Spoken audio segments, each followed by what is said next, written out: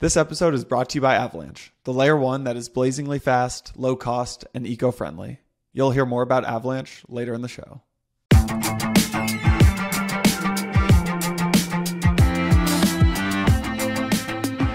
All right, everybody.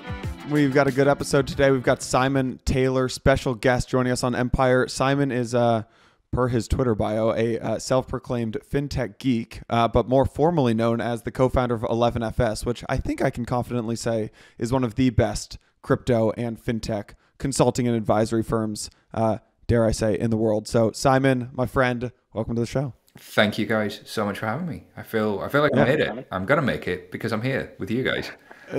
There you go.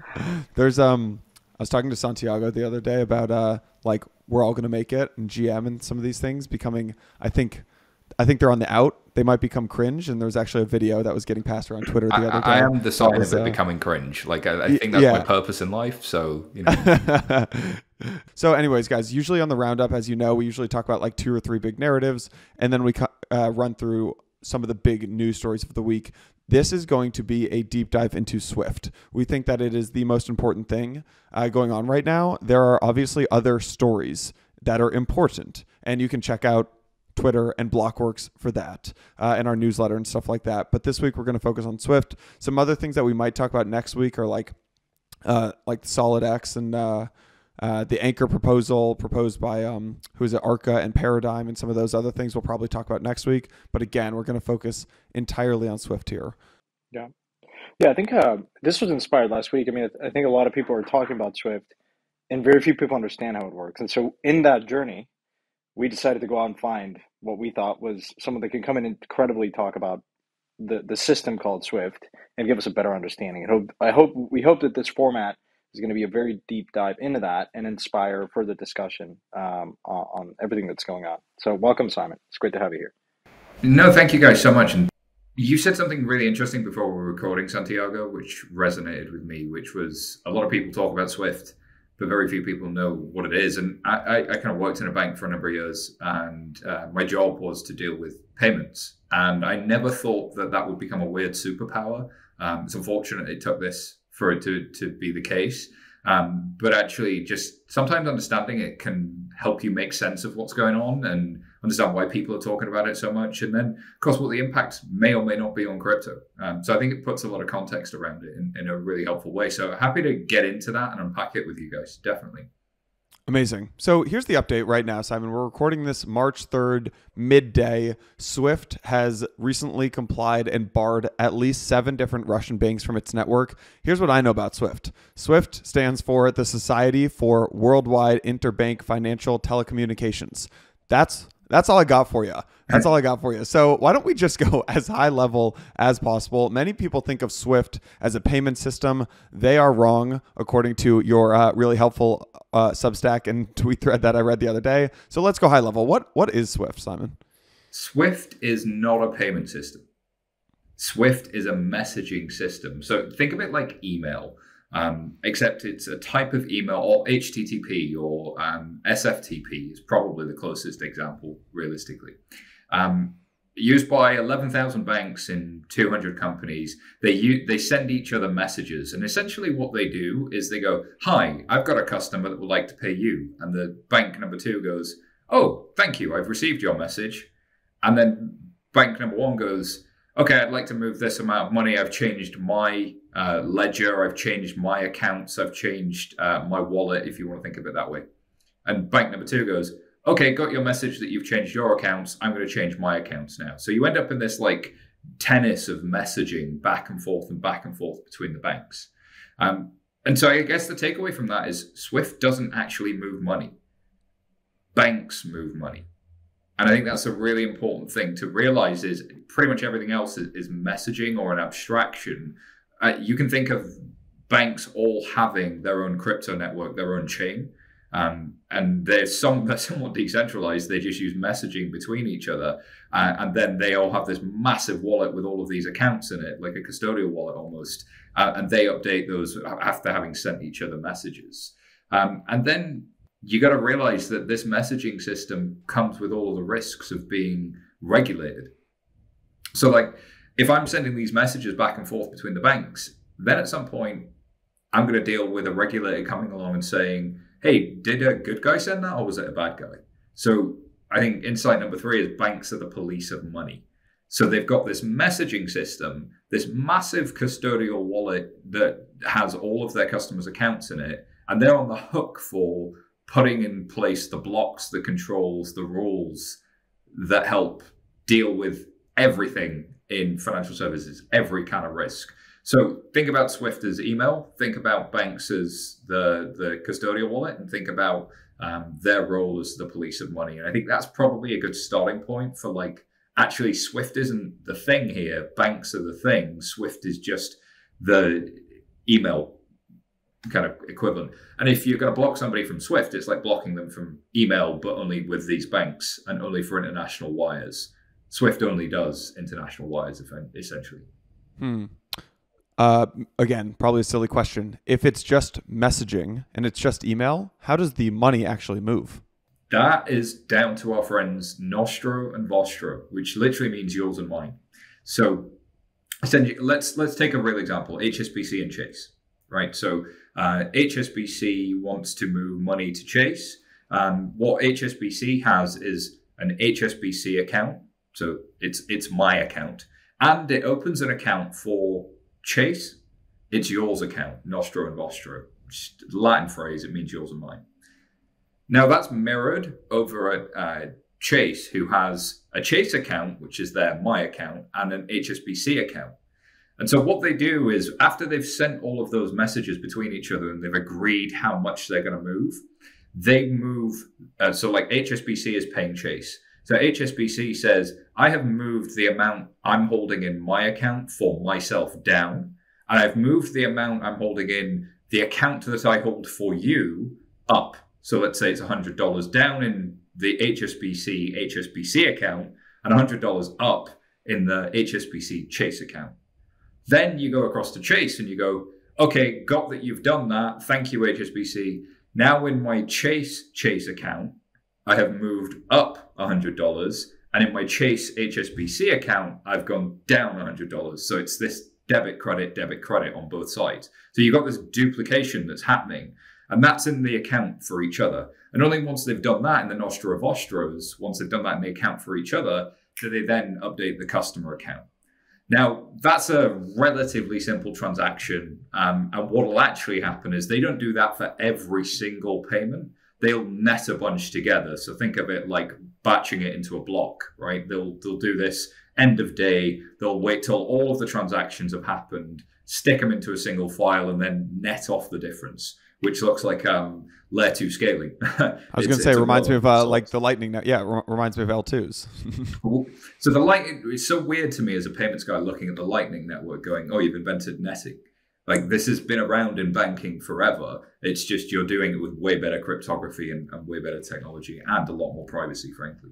Yeah. So that's how money actually moves. And so that's called settlement finality. And there's this whole thing in regulation about when has money actually moved, when has settlement actually occurred, because everything else before it, like there are a lot of cases where money looks like it's moved, but it actually hasn't. So if I just take a debit card transaction, you walk into a store, you swipe, you get your thing, you walk out with your, I don't know, you bought some gum or whatever.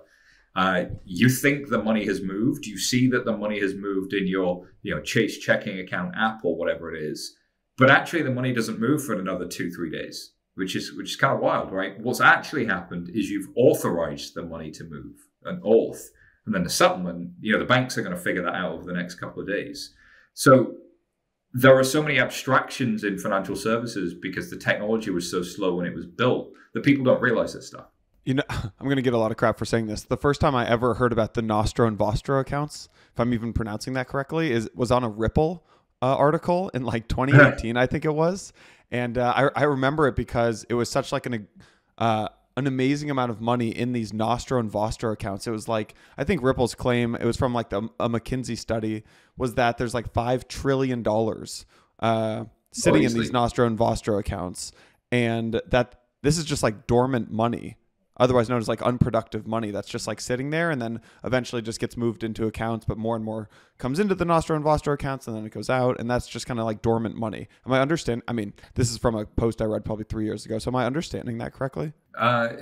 Is it dormant? Technically, yes, but technically no, because it has claims against it. So like it might be needed at any minute. So, but what interestingly, what Ripple was pitching was an abstraction, like another abstraction. Like the money would still sit in a Nostra and Vostro. You would just use it in Ripple to do other things, because ultimately the definition of settlement, the definition of money, always winds up to one of those Nostras and Vostros and a bank ledger somewhere. Everything is an abstraction on it. Even Ripple would have been an abstraction on it. So Ripple was building like an open loop PayPal.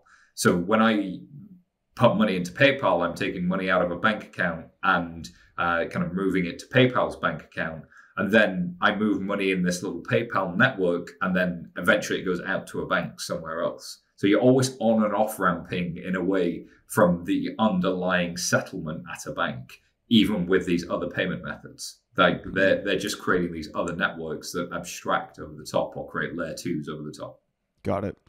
Let's go back to Russia for a second. So and Swift. So, okay, so I'm a bank I'm HSBC in London, and I am and then I've got Santiago is my banker in Russia, or is working at a bank in Russia, and there's like I don't know, $300 million that is moving from HSBC to this Russian bank. What's actually going to happen is I'm going to message Santiago over Swift, right? It's like a email network or whatever, and be like, hey, Santiago, I've got a client who wants to move $300 million, or I've got maybe like 100 clients. In total, it's $300 million. And then what happens? Santiago in Russia is like, okay, cool, approved? Or what's going on there? Approved, and then like, great, send the money. And he like says, great, send the money. So do you remember I said banks are the police of money? Yes. So banks have to perform a whole bunch of checks before they can even make you a customer. This is why they do KYC. So the biggest risk is somebody that we don't want to be moving money around the world does move money around the world. So, for example, human trafficking, modern slavery, arms dealing. There are a whole bunch of horrible things that happen in the world that law enforcement puts banks on the hook for to prevent. And you can make an argument for like, you might want that in a lot of cases. Like it's not necessarily the worst thing in the world. And one of those things that you have to prevent is sanctions.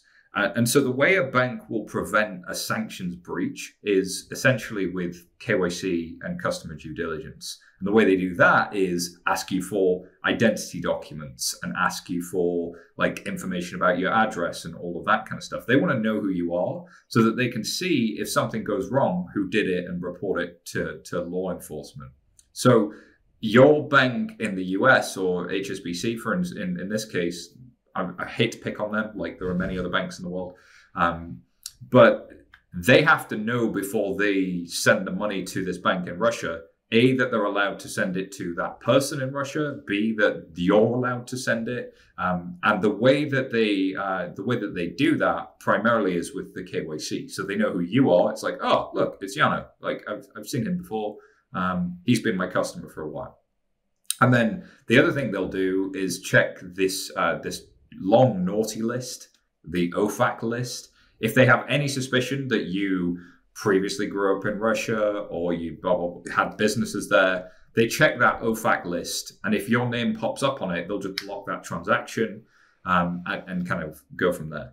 But this gets more complicated when you're dealing with business-to-business transactions. So if I'm a big company, let's say I'm an oil company, and that oil company needs to move money from an office in one part of the world to an office in another part of the world.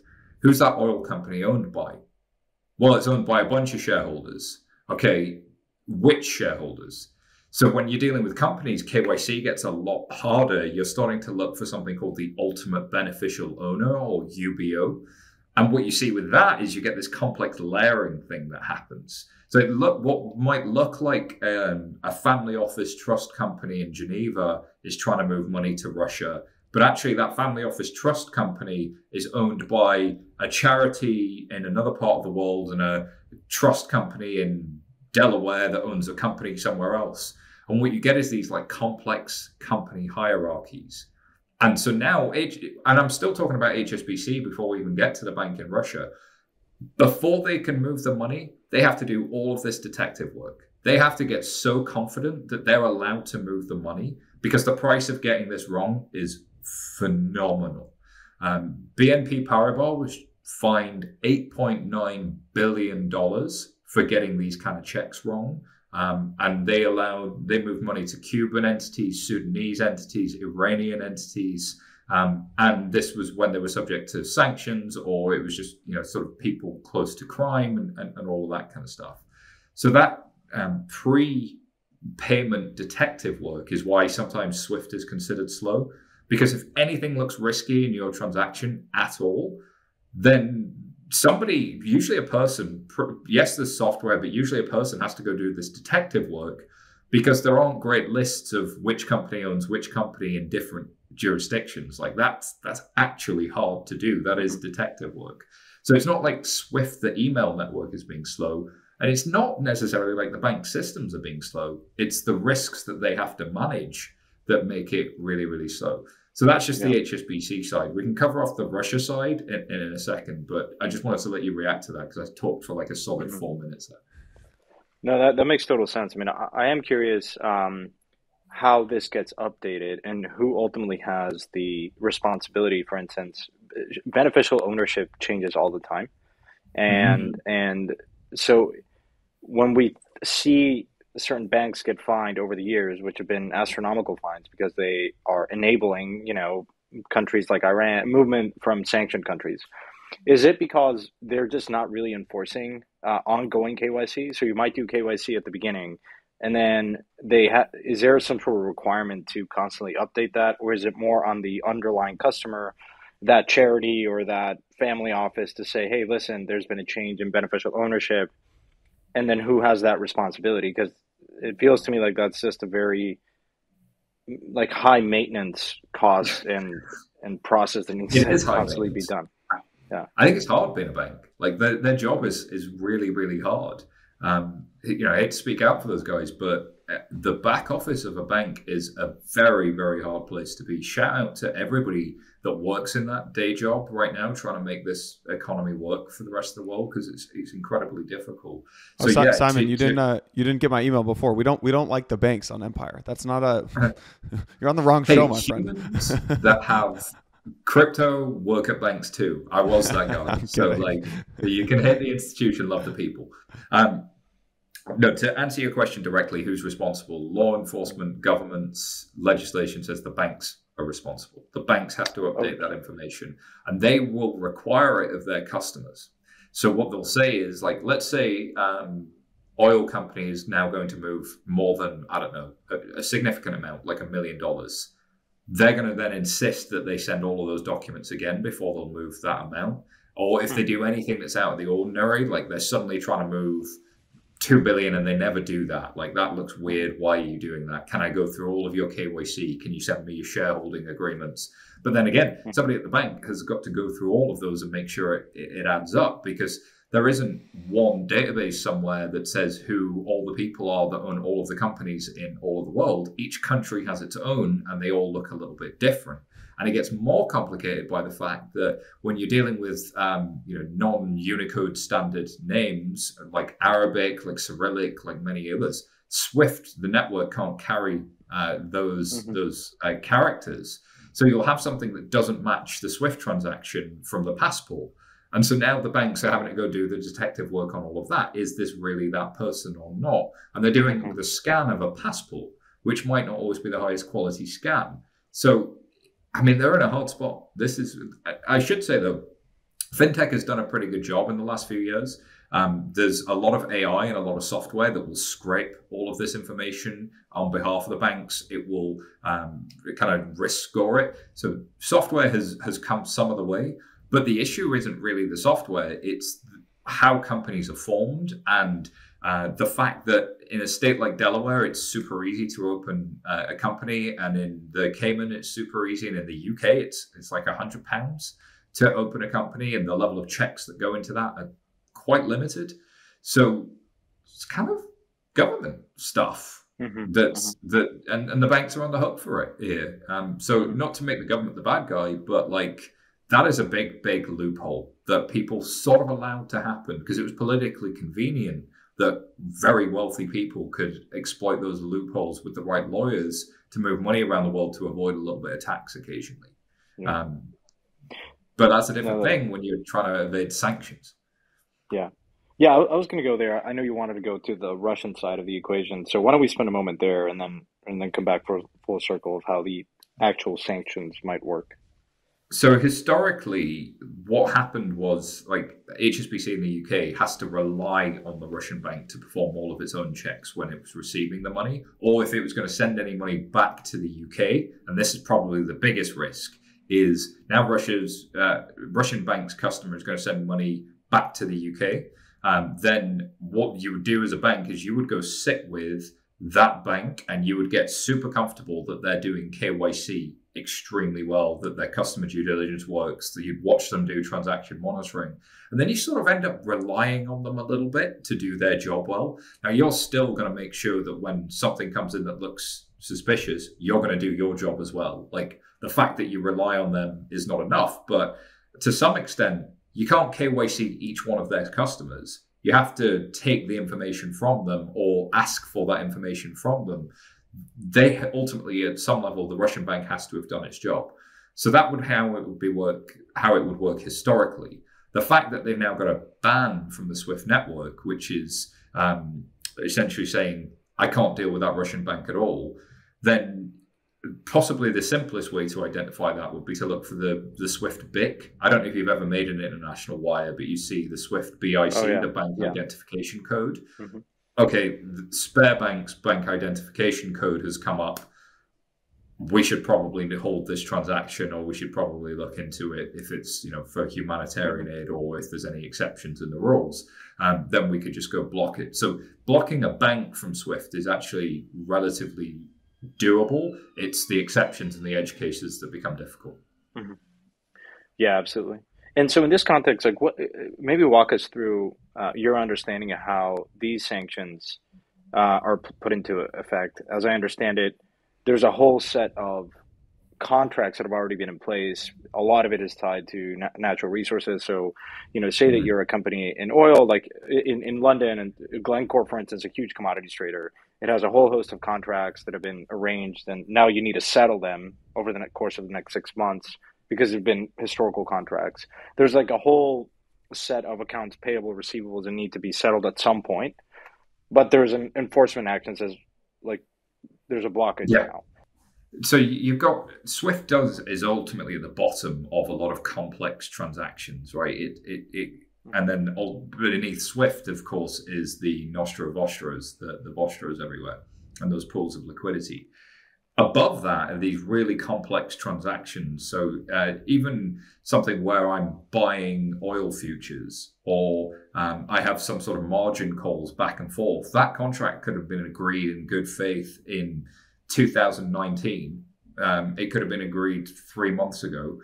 It could have daily or intra-daily settlements and margin calls, and I would process those via SWIFT, and those might have been legitimate at the time. Now I have a notification as a bank in my system to keep doing these transactions, but can I find the original contract? Can I figure out how to unwind it? Can I figure out who needs to get what? How do I even pause that thing if some of it's even automated?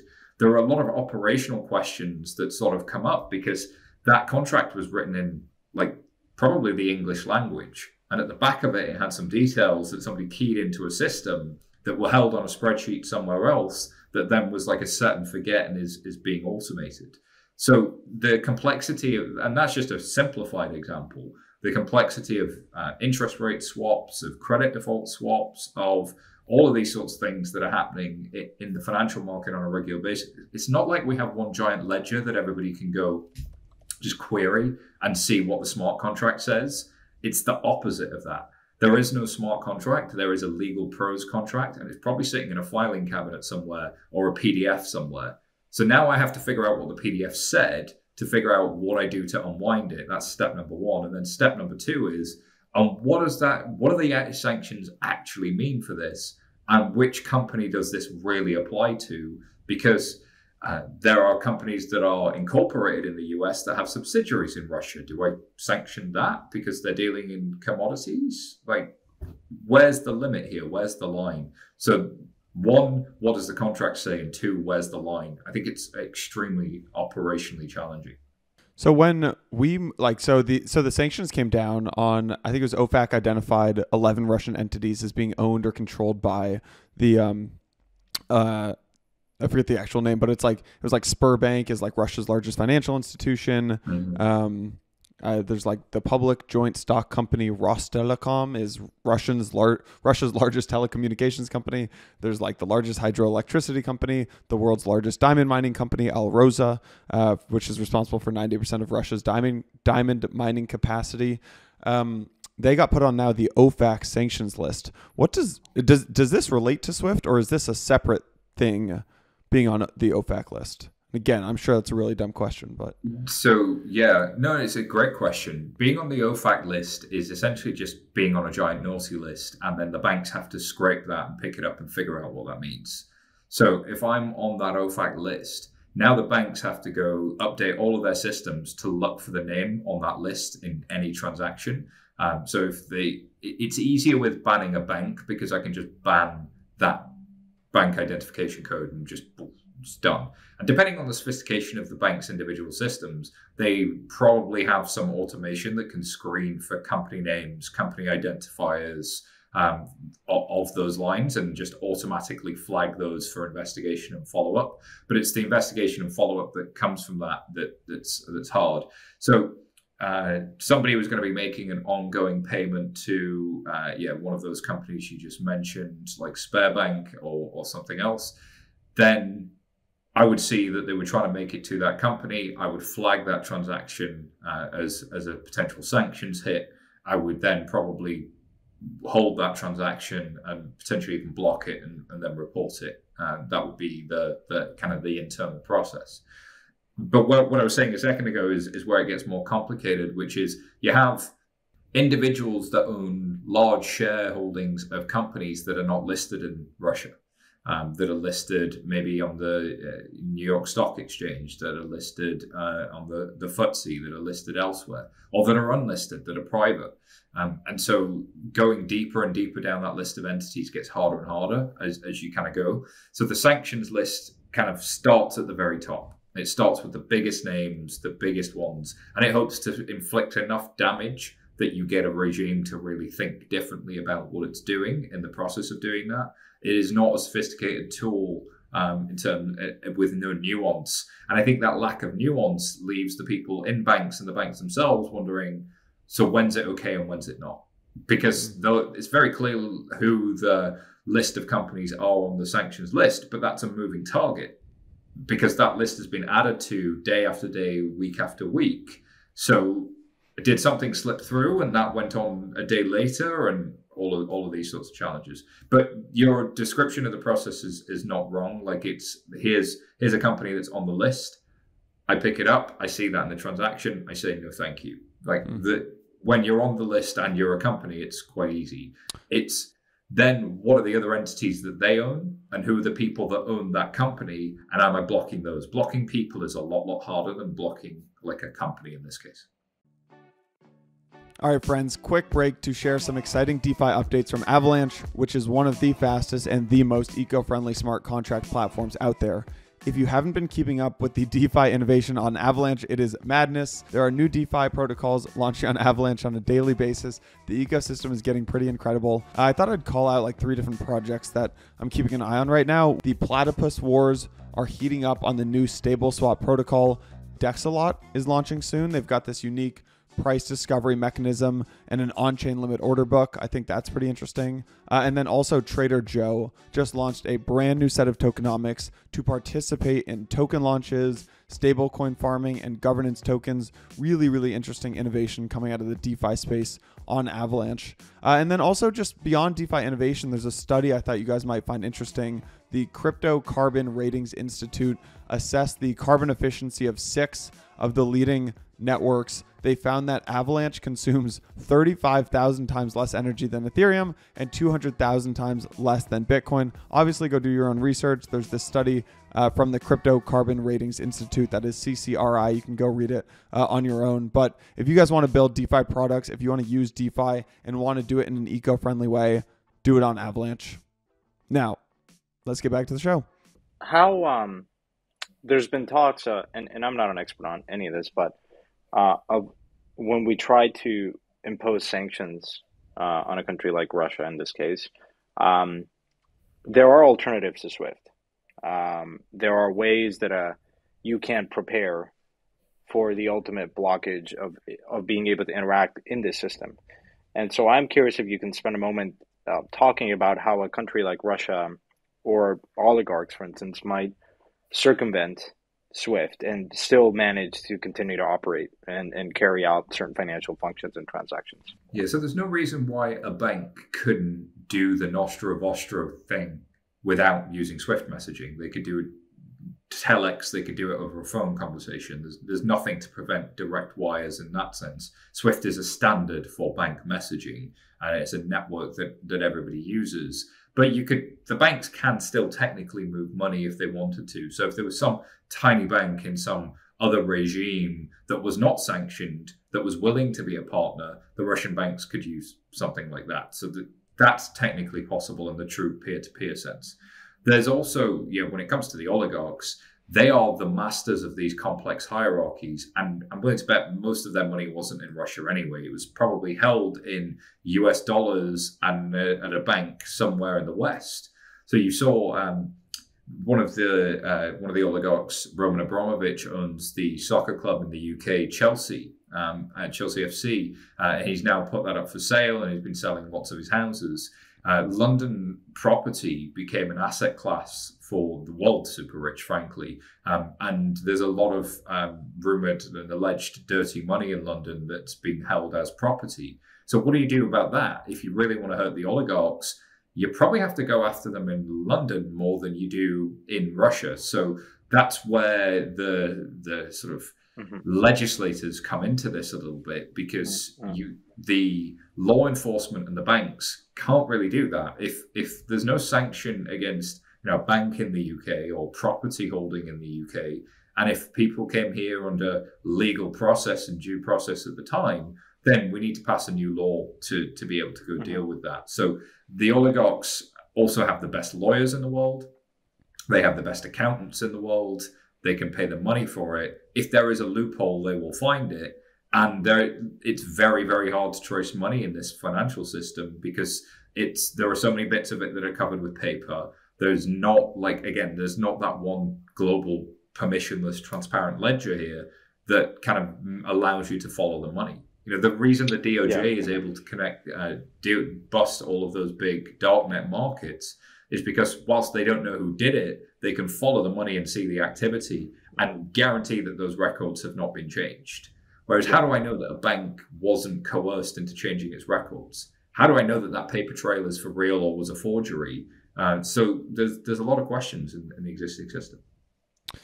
Yeah, I wanted to ask you exactly about if you were to imagine a different system using the tools that we have today, meaning a public, transparent, immutable ledger. Because, if you're an oligarch, you've been doing this and preparing for this eventuality over the last 10 years, right?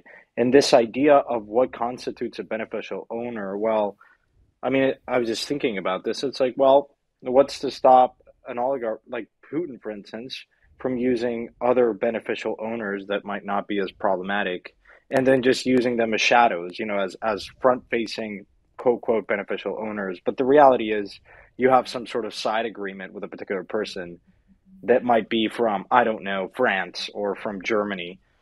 And the SWIFT network has no way to truly go deep and understand what the intricate relationships are between beneficial owners. Like, ultimately, a lot of this could be forged and just never updated. And it just seems to me like, okay, you're dealing with the constraints of paper and legal documentation, and you have to somewhat trust that. It's not perfect, but I guess what you're saying.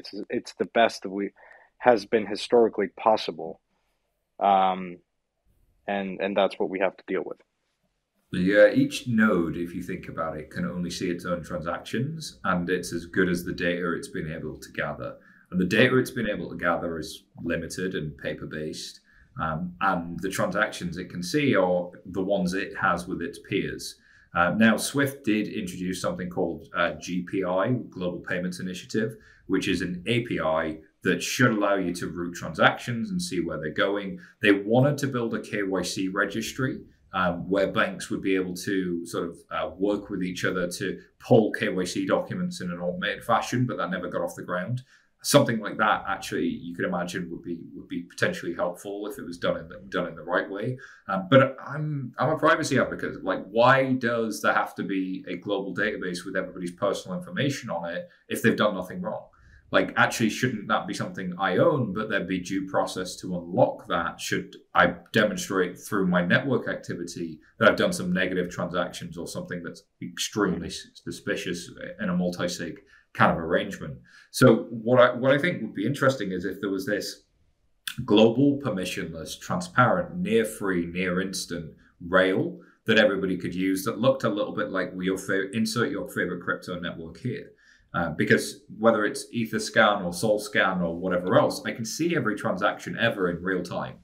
Right. And that's kind of scary because it's super easy to dox yourself and dox your trades and all of that stuff. So you kind of have to protect your privacy.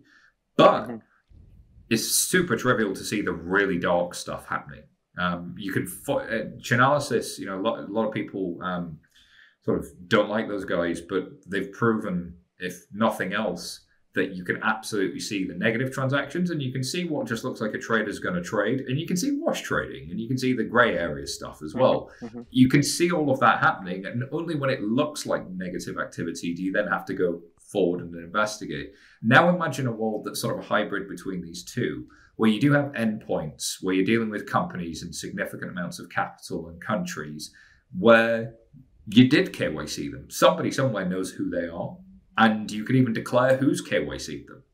Now, wouldn't it be interesting if I had this global, transparent, private rail in which nobody was doxed, but I did have these endpoints that had been fully KYC'd, and under due process, that could be followed up on. Now, that would be fantastic, and I think that's entirely possible.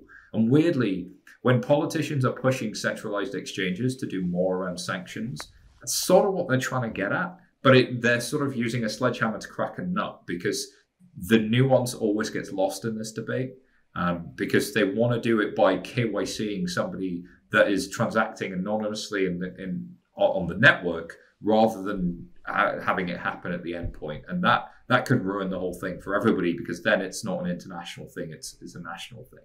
So I do think it's possible to build something like that. And if I was sufficiently motivated to really go solve this problem and mess with Russia, I'd do it on a US dollar rail.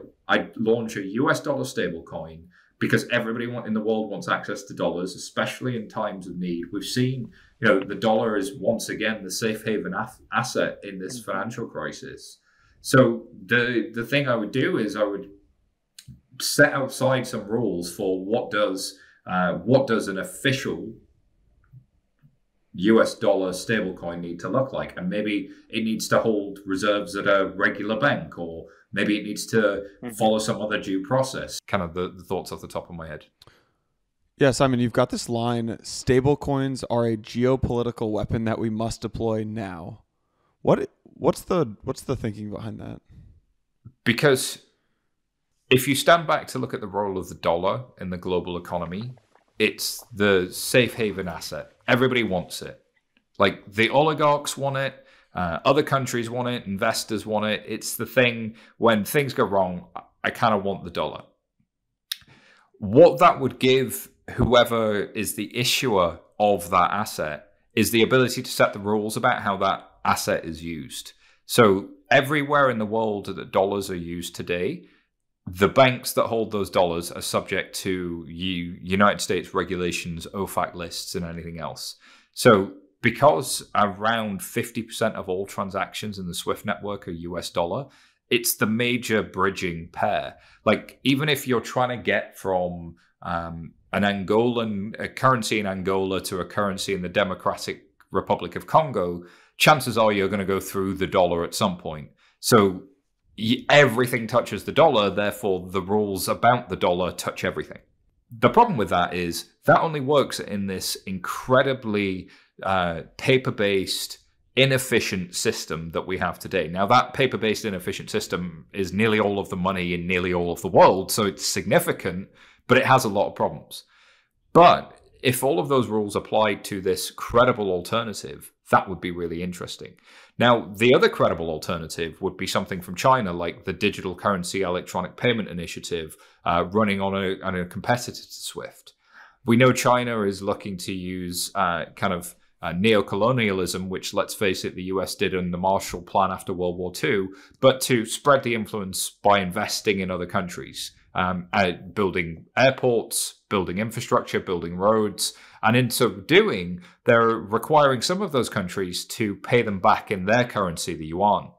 And therefore, they're trying to build the role of the yuan as a reserve currency, and a payment network around that would be really, really interesting for them, because they don't want to be reliant on the dollar, because the US gets to all of this control, and that's not something China wants. And you can make rational arguments for why there shouldn't be one country that controls all of the money in all of the world. So given that there are, each time you use sanctions the way you do, you make China a little bit more worried. Each time you use this economic weapon, you make China a little bit more worried. And now you have this global powerhouse rising economy that is more and more motivated to use, frankly, much more sophisticated technology in its payment system for the local region that it operates in. So will it do that in the short term? No, but China thinks in centuries, not decades. And I suspect that you would see something like that develop. But the digital currency electronic payment, the CBDC, is closed. And ultimately, it's overseen by the Chinese government. Everything that transacts through there is completely visible to them in a way that it's just not in the existing system. Sorry, conspiracy theorists, but it's just not, because it's so inefficient. Like, the best privacy defense we all have is the fact that the systems are really, really inefficient. But imagine if there was this open, permissionless alternative, much like the internet, that was protocol-based. That is something that, in an economy that is based on the principles of liberty, the principles of capitalism, the principles of free markets, could actually deploy as an economic weapon for innovation. And that really, really excites me, because imagine what you could do. Imagine what entrepreneurs would build. Imagine what we would try and solve if we unleash that. And I believe open systems will always beat closed systems over the long haul. I really, really do. Yes, you'll get centralizing forces on top of them, and that's always a risk. But as a country-level infrastructure, that would be hugely exciting. Before going into the open systems, because I want to talk about that in a second, what you're talking about is basically a double-edged sword, right? Like, what I'm hearing is, like, the more that the West enforces sanctions against Russia and maybe China eventually and things like that, the more that they are going to try avoiding SWIFT and building their own systems. Yes. And I mean, this is new to me. I guess I didn't know this, but it sounds like China's building their thing called CIPS, you said, which I just Googled it, cross-border interbank payment system. And it looks like today CIPS is pretty small, but the more that we enforce sanctions, the more that grows. And maybe Russia goes onto that system, and more and more countries who want to get out of this, like, US dollar system, go on to this other system. Is that your argument? Is that what I'm hearing? There's a risk of that. Now, there's an important nuance that CIPS is a payment system, not a messaging system. So it really does move money, and it does sort of not just do the messaging. And it's more like clearing and settlement. So it would look more like a Euroclear. So that's a nuance. But my point was, would you expand that out? Would you increase it? Yes, absolutely. If there's a compelling alternative for the region, and some folks in the region are already using it, it becomes increasingly tempting to use that, knowing that you might do something that in your eyes is absolutely fine, and in another's eyes is really, really not. And yeah, I think you do end up with that double-edged sword. Absolutely. Yeah. We talk a lot about centralization risk in crypto. And I am curious to understand who controls Swift. Obviously, it is a messaging protocol that, is that the United States? Is that NATO? Is that a governing body? Most transactions, is my understanding on Swift network, happen and are settled on US dollars. And so I am curious to understand, like, who has the ultimate authority to say that BIC no longer? Is that depends on the jurisdiction. So if you're transacting between Germany and Russia, does Germany have authority at that point to regulate that said messaging and ultimate settlement between Vostro and Nostra? Or is it more a consortium, i.e. Security Council, that says this country, this particular sanctioned individual, company, whatever, can no longer transact? Who controls the ultimate decision making in this messaging network? So governments control the sanctions lists. Okay. And so the United States sanctions list is OFAC, and because anything that touches a US dollar is subject to OFAC checks, right. Then because nearly everything ends up hitting the dollar, de facto, the United States has massive influence. Yeah. But the euro is about 30% of the SWIFT network. So the European Parliament would also, and the European Brussels Commission would also set a lot of that control as well, and on their sanctions list. But there have been examples where, like, the European Union put together a sort of, I don't want to call it a backdoor, but it sort of ended up being that, where through European banks, it was still possible to transact with Iran because they had various needs for energy supply and other reasons. And so this was part of Putin's calculation, and the Russian government's is, they'd taken their central bank and they'd bought a lot of gold, they bought a lot of dollars, thinking, yes, sanctions would come. But because they supply so much energy to Europe, that Europe would sort of let them get away with it, and it'd be sort of fine. They annexed Crimea in 2014. They did see some sanctions start to appear, but it was a slap on the wrist. And if you look at it from a Russian perspective, you had the West that appeared divided. Europe and the US had largely fallen out post-Trump and everything that had happened there. And they were sort of not getting on in the same way. You had the sort of lukewarm sanctions for annexing Crimea and then Donetsk and those other regions and skirmishes.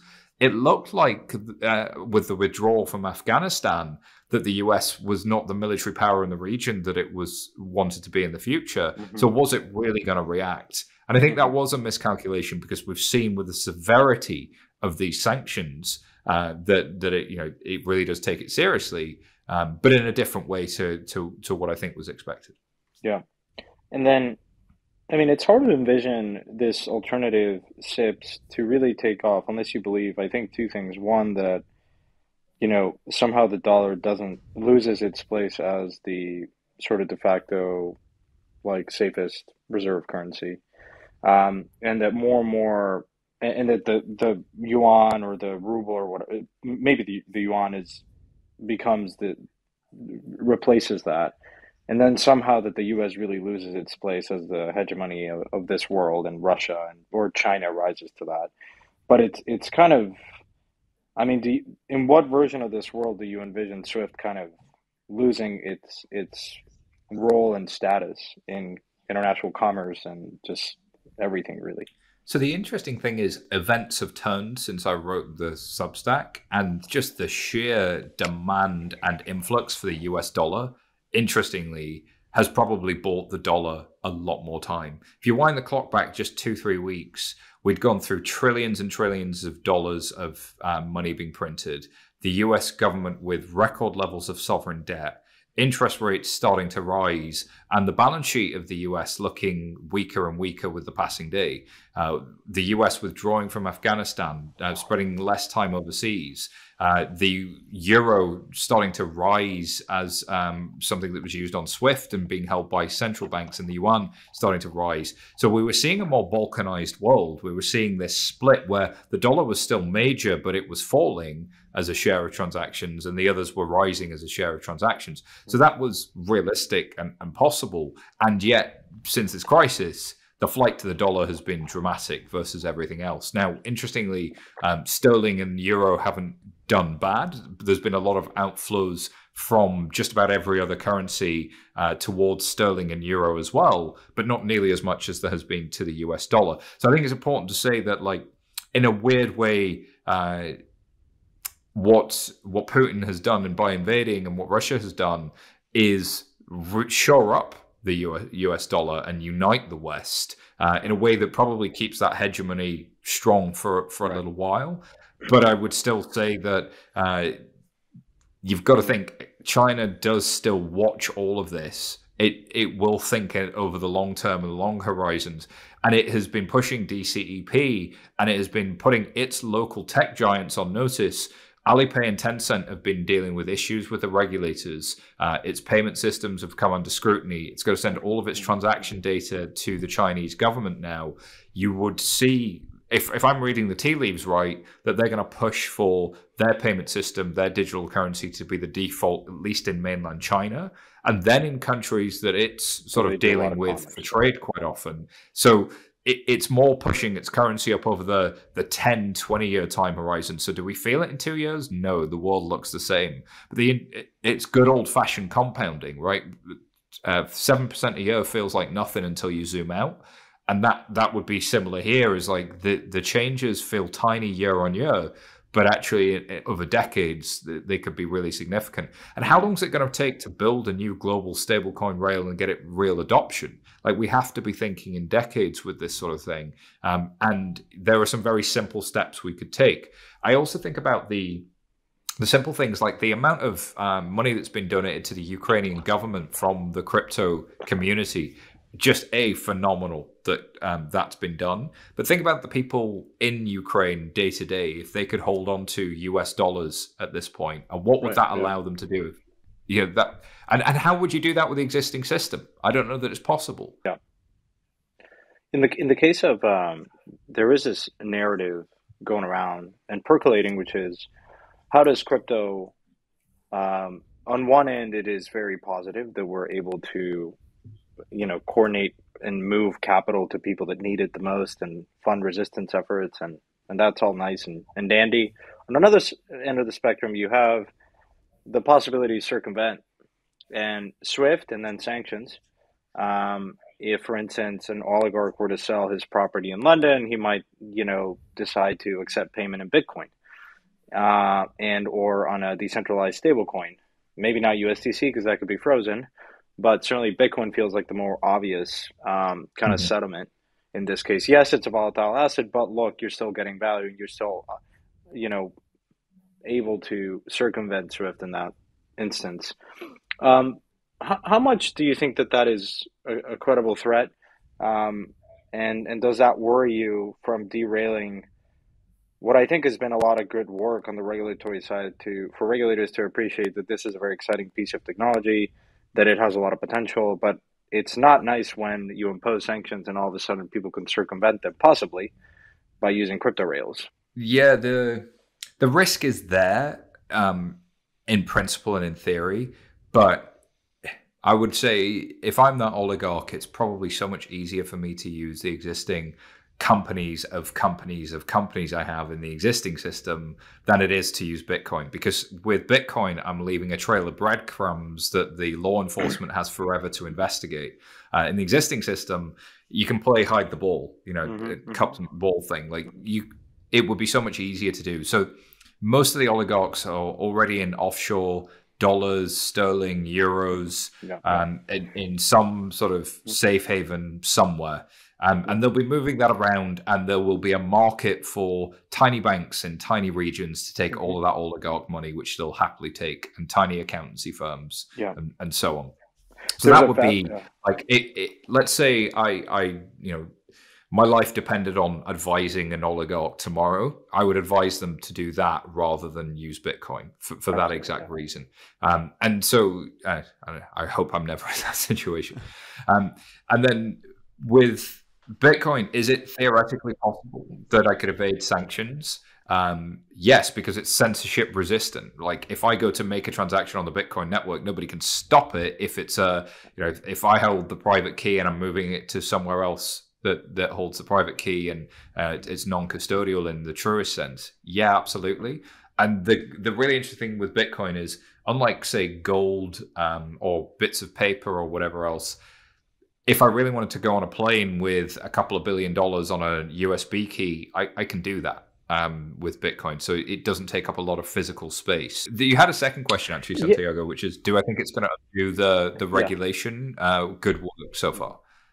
So coming to that, all of the politicians that already wanted to control crypto have already come out and said, like Elizabeth Warren and all those guys, we need every centralized exchange to just cut off Russia. And we need to make sure that there's no such thing as an anonymous, non-custodial wallet. Because to them, it doesn't matter what the question is, the answer is KYC. I think that often in these situations, nuance gets lost. And that the value in a open, permissionless, decentralized network is that it works everywhere. And because it works everywhere and it's permissionless, as soon as you're doxxed, you are shit out of luck. Like that is just no good for anybody, and nobody wants to use that thing. Like for commercial reasons, I wouldn't want all of my competitors seeing all of my transactions or trades. So it becomes unusable in that scenario. But because it goes everywhere, it means that the payment rail that I, in this case, the United States, want to see go everywhere, can work in other jurisdictions and can have its rules applied where it needs to, but the dollar rule would always be followed so long as it was a dollar stablecoin. And that's really, really powerful and really, really interesting. But the regulators that were already pushing for it will continue to push for it. But the industry pushback, I think, sometimes has lacked nuance as well. I think Binance came out and said, no, we won't do it. Coinbase said, we don't want to block an entire country. And there are good humanitarian reasons to not want to block an entire country. But I do think there's a reason why sometimes the bankers keep quiet for a little bit. And it's like, read the room. The government is just coming at this right now. I think the one time when a more blanket statement of like, we'll do everything we can to comply, we're very concerned with the humanitarian crisis that this subjects people to. We believe in the future of crypto. Like, you could have said something a little bit more generic, but what you did by saying no, we won't do that, is make yourself even more of an enemy in a wartime scenario. And so I think we've got to just be very thoughtful about, what's the mood of people at the moment and how do we continue the education game? Because I do think net crypto and permissionless and decentralization is something that can be better at preventing crime than the system we have. I think I definitely agree with you in this case, where if you have a perfectly transparent system that anyone can use, and it's immutable, right, and censorship resistant, then, as you point out, it is very hard to, you can interact in the system, but in order to enter, there needs to be an on-ramp that does KYC. And then and that is tied to a particular wallet of yours. And so you can regulate the endpoints very easily. And you can monitor these transactions and apply AI and apply a whole host of, forensic tools that are more easily applied in a system like in a public transparent ledger than it is in the current messaging system like Swift. And I think that's a message that I think we should be impressing on regulators, which is like Katie, who was part of the DOJ enforcement team to go after Silk Road. Any regulators actually try to go after criminal activity in crypto is sort of like their dream, because it just becomes way easier to go after these folks. And smart criminals, as you point out, are not using crypto rails at all. It's a great way to get caught. It's a great way to leave breadcrumbs forever. And so I was speaking to somebody in law enforcement, maybe in 2019, who said to me, Simon, I absolutely love Bitcoin. It's great. I wish I had this in the existing financial system. I really do. Imagine if you had, it should be a regulator's dream. My biggest worry with proliferation of crypto is not preventing crime, it's privacy. Correct. And how do we do so thoughtfully? I think there is I think we're still far away, but the idea of zero knowledge proofs and are, I think, at the forefront of what you could envision a world where, you could use a system like Tornado, and if you wanted to move back funds to Coinbase immediately would say, wait a minute, you've used Tornado at some point, prove, and I think you're able to unshield the particular transaction to prove that it's you and to prove why you're doing it, right, for privacy reasons. And I think that is, I think, the bright side of where this all could possibly go. Because as you point out, yeah, like companies might not want to move to a system that is open and transparent for competitive reasons and a whole host of reasons. And high net worth individuals might not want to interact in the system. And I get it, that. But I think there is a path towards getting to a probably a hybrid permission system that operates with on an L1 that is credibly neutral and decentralized, but also at the user aggregation layer has some sort of batching and privacy that is, a good way to protect and have some degree of privacy. I think the L1 can and hopefully will continue to be credibly neutral. The token itself might not have to be, depending on what your use case is. And this is my point about, like, if you were to bless a particular subset of stablecoins with a rule set around them, you could also have the token do some of the work for you. Like, it's really interesting. Programmable money can identify its own risks as it travels throughout the system. Like, that's crazy. That's really, I'm being transacted in this particular way. Whoa, that's weird. I shouldn't be transacted like that. Like, cash can't do that. Yeah, I mean, I think, like, it's not crazy to assume a world where if you're a government, if you're whatever, if you want to airdrop particular, money to your citizens, or if you're a bank, the smart contract might have the upgrade ability to say, immediately block, you could have a running list of wallets that are on a blacklist, and you can very quickly block and freeze, or just in some way the smart contract might block receiving that, or might block, I don't want to say freeze that asset unless it's like something like USDC, but you could program some sort of logic to mimic what you can do in a system like Swift to prevent a certain BIC and what have you. So I think there is, I think, a path. And centralized exchanges already have wallet blacklists. Exactly. And so what's really interesting, there's company, actually I'm wearing their t-shirt at the moment, Sardine AI, that does this really interesting sort of mix of crypto forensics and old-fashioned forensics. So they do, which the guys at Coinbase and many others do, which is look at how their customers using their device, look at where they're using the device, look at is their behavior pattern change. So all of the AI around the customer of the wallet or bit of software or whatever else it is.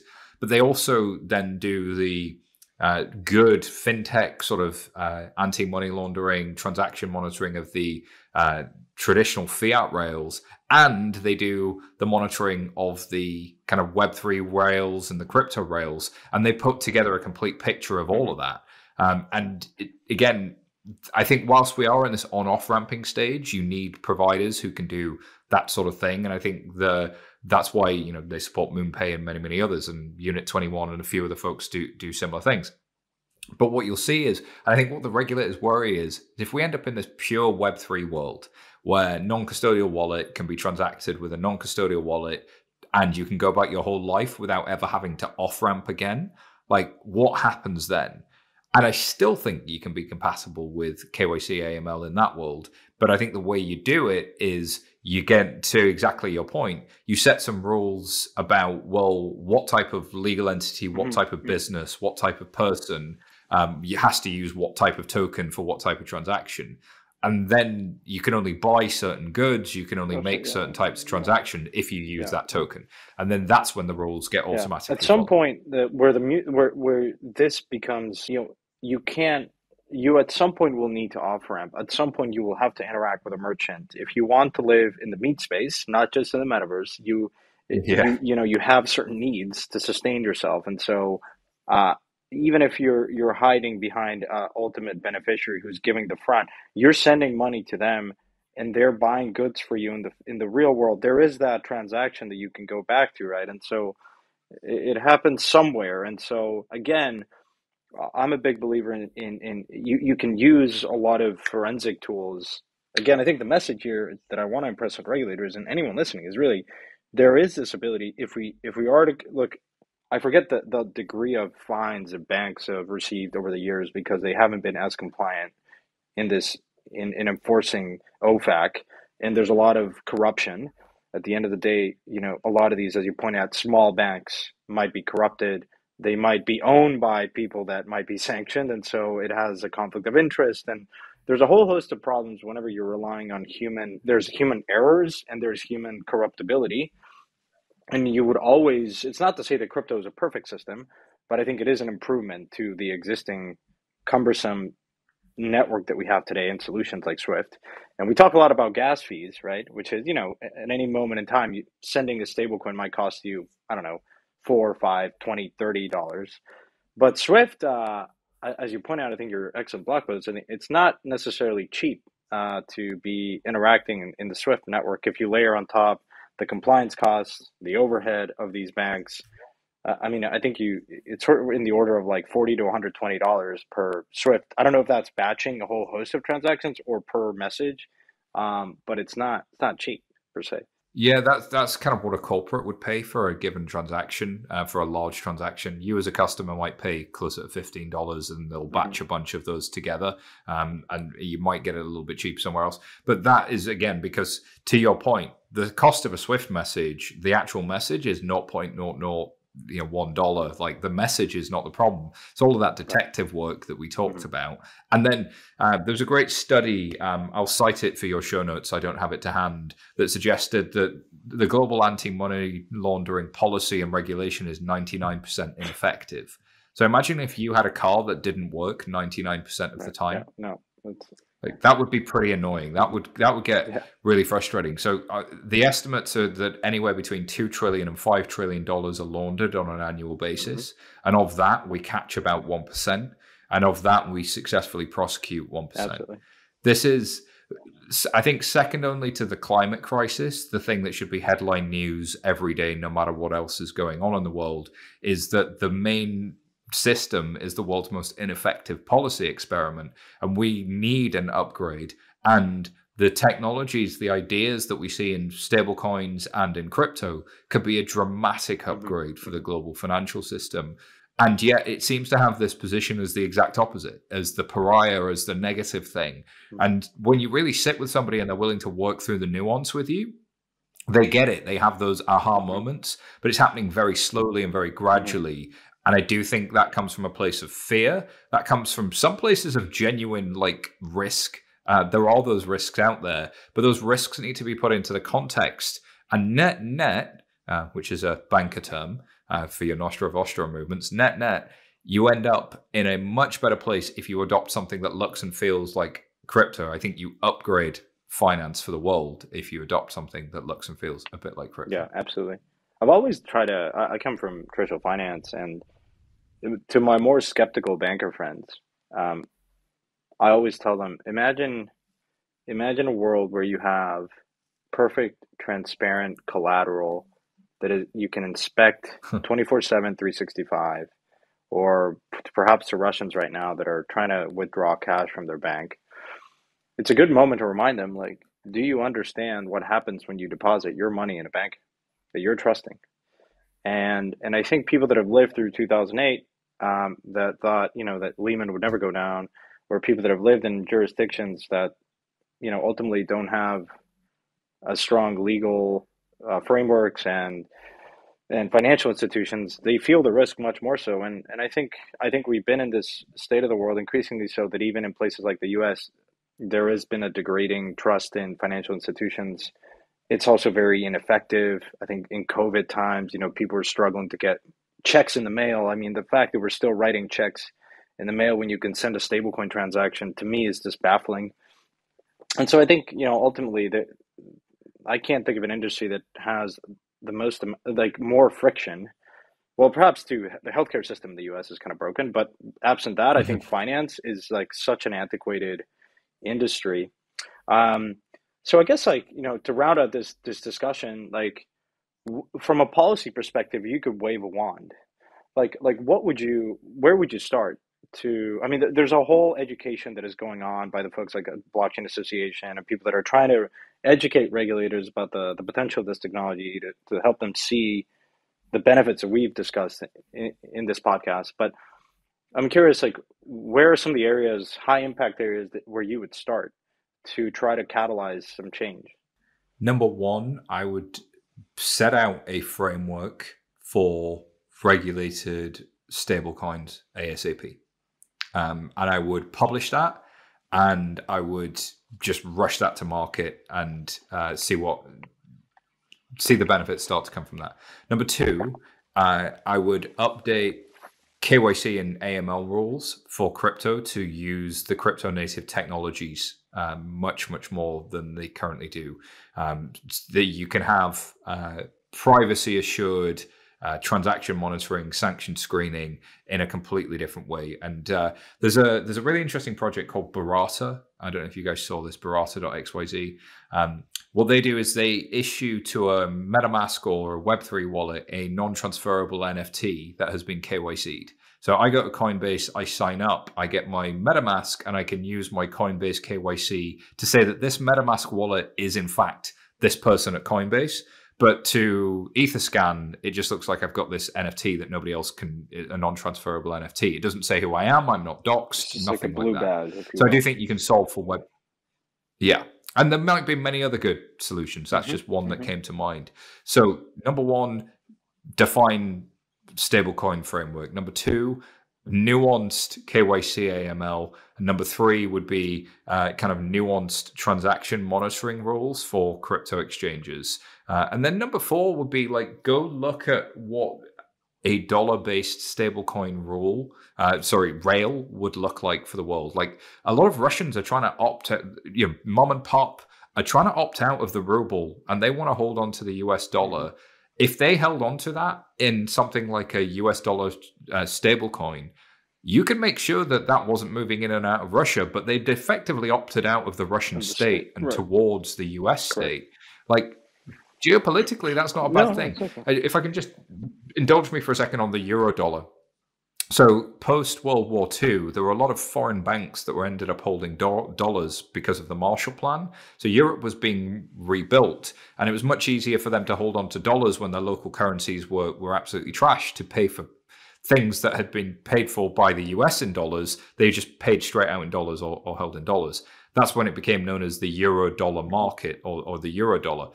And the euro dollar is very popular amongst banks because they can just trade dollars back and forth amongst each other. And now it's outside of Europe, it's all over the world. Any non-US bank holding dollars has euro dollars. Now, I think about stablecoins as a euro dollar for everybody else. What if there was a stablecoin that allowed somebody in a failed state or a failing state or an heavily sanctioned state as an individual to opt out on a humanitarian basis? Is that a bad thing?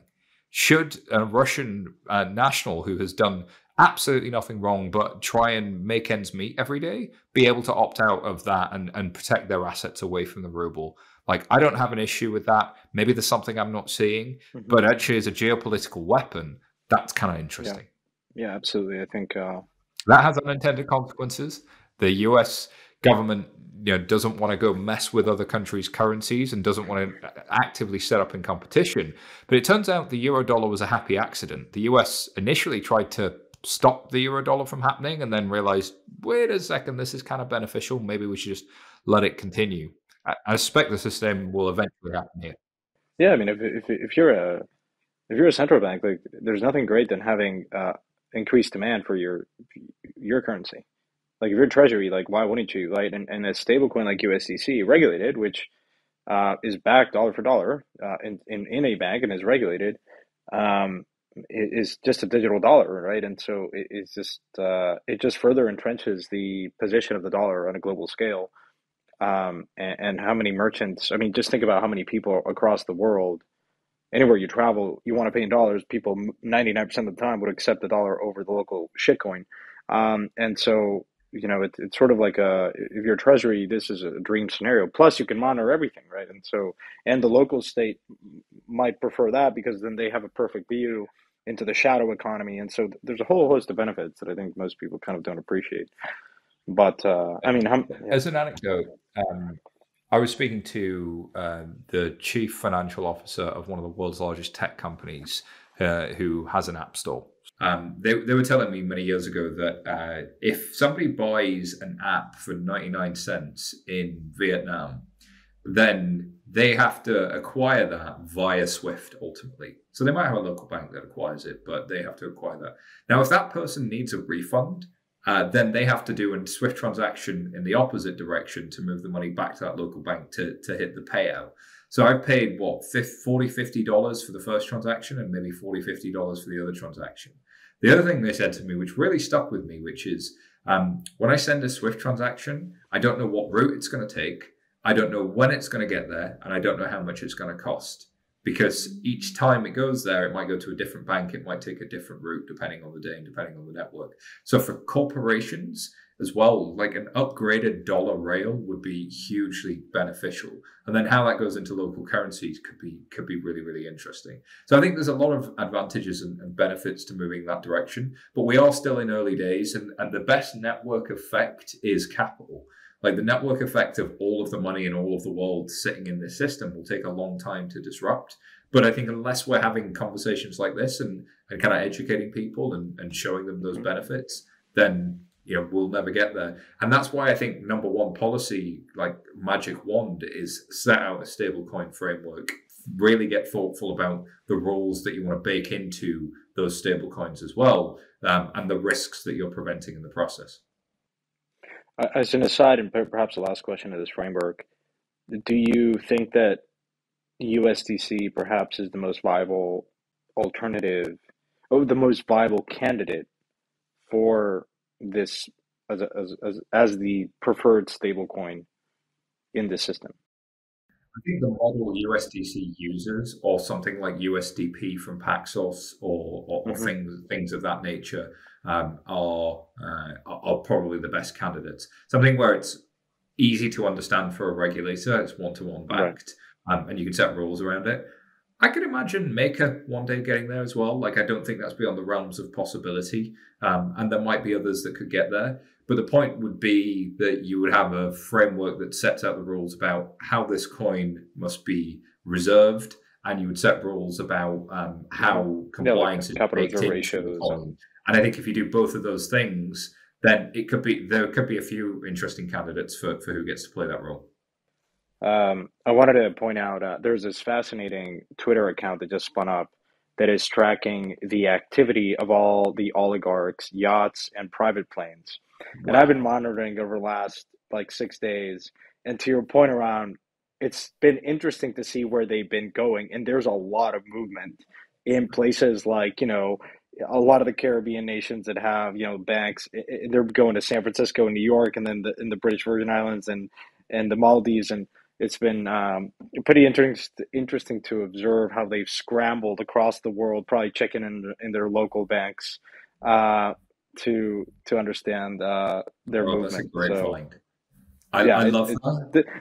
This account has gone from 0 followers, I think, to over 250,000 in 5 years. Well, it's going to double after this episode, that's for sure. But Caribbean banks may be a subsidiary of a major bank brand that you've heard of. Maybe there's a Scotia or something like that. But ultimately, they're a glorified branch, and they are woefully underfunded because they have their own Swift BIC. They were originally a local bank. Right, yeah. And I don't mean to pick on Scotia. Maybe Scotia is completely different. I have no knowledge on this, right? But it would look like a big brand in some cases. But underneath it, the systems that they have might nearly all be paper. And the budget they have to upgrade their IT infrastructure is almost nothing because they've got 100,000 customers each, maybe if that. And then also the people that work for them, yeah, they're doing a great job. They're doing everything they can. They're under an awful lot of pressure. But are they the best in the world at preventing this kind of financial crime? No, those people are sitting in New York and London or somewhere else. So, because they've gone to the global financial center and they may have even left the Caribbean to go do that. So you see this quite often. Now, there are obviously exceptions to this, and I can almost hear people in some of the Caribbean states and some of those jurisdictions saying, hey, no, actually, we've gotten quite sophisticated. Yes, there are exceptions. But also, there's a reason the yachts are going to these places. Exactly. Well, this has been a fascinating discussion, Simon. I've certainly learned a lot about Swift, and most importantly, I think this discussion hopefully helps people understand how antiquated it is, how perhaps easily it is to circumvent it. And, at some point we'll link in the show notes. I mean, banks like from JP Morgan, every major financial institution I think has been fined for not complying, for not doing the proper things. I don't think it's necessarily on them. I think it's just a system that is very slow, is very antiquated, increasingly very cumbersome to kind of manage, because there is this paper trail, this beneficiary, things that can be easily kind of worked around by sophisticated people.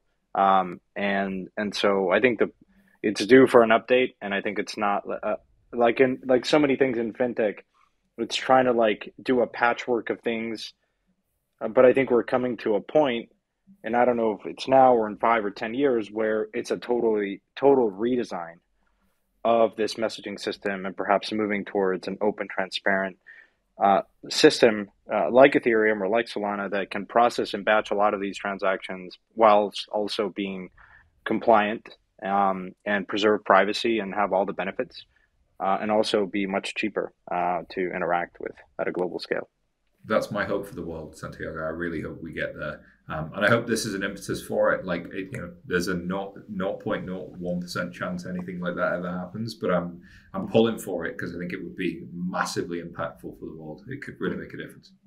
Yeah. Where can people, you obviously will link to the show notes, your Substack, which I think is a source of wealth of information on fintech. But where can people find you? Where can people learn more about what you do and keep up to date on your thinking? Yeah, sure. SY Taylor on Twitter is probably the easiest way to see what I'm talking about or thinking about at any one given time. 11FS is 11FS.com. And we have a podcast, Blockchain Insider. My co-host is Kai Sheffield from Visa, who some of you may have heard of. So we go into sort of more of the fintech topics on a regular basis. So do check that out as well.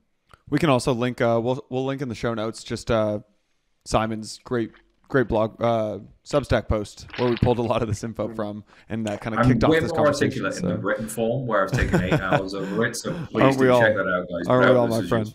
Yeah, awesome. Well, Simon, thanks so much for coming on. I took a back seat the last 30 minutes because you guys were on a roll, but this has been an awesome conversation. I also learned a lot. So thank you guys for having me. Absolutely. Yeah, of course, man.